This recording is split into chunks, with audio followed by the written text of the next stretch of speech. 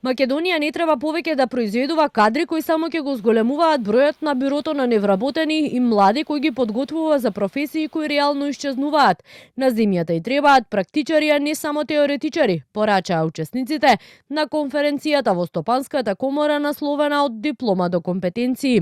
Универзитетскиот професор Маријан Ѓуровски вели високото образование ќе треба да стане партнер на економијата и мотор на развој со програми кои се поврзани со реалниот пазар. Долго време ние во високото образование меревме успех со бројот на запишани студенти, со бројот на факултети и со бројот на издадени дипломи, но денес мора искрено да признаеме, на економијата не и требаат само дипломи. И треба знаење, вештини, иновации и носечки кадар. И нас ни треба реално нова генерација на инженери, технолози, IT експерти, машински електроинженери, енергетичари и да не набројувам, значи ни требаат практичари, не само теоретичари.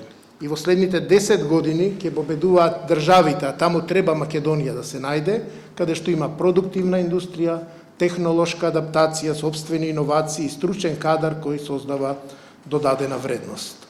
Учесниците на конференцијата децидни студиските програми мора да се креираат заедно со стопанството, ако државата сака да оди напред.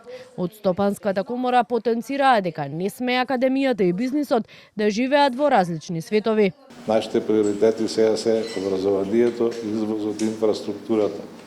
Затоа што конечно свативме дека без тоа не може да имаш конкурентен производ. Ако имаш конкурентен производ, ќе се бориш на европските пазари. Ако немаш, ќе изгубиш битката. Продуктивноста која ни е на најниско ниво, дисциплината која ни е најниско ниво, може да се реши само на еден начин, со високо професионални луѓе и со високи примања. Ако тоа не го направи Македонија, си подпишала смртна пресуда. Целта на денешната конференција беше да се отвори национален и регионален диалог за трансформација на високото образование во функција на економски развој, конкурентност и иновации, како и создавање на квалитетен кадар, но и задржување на младите во земјава.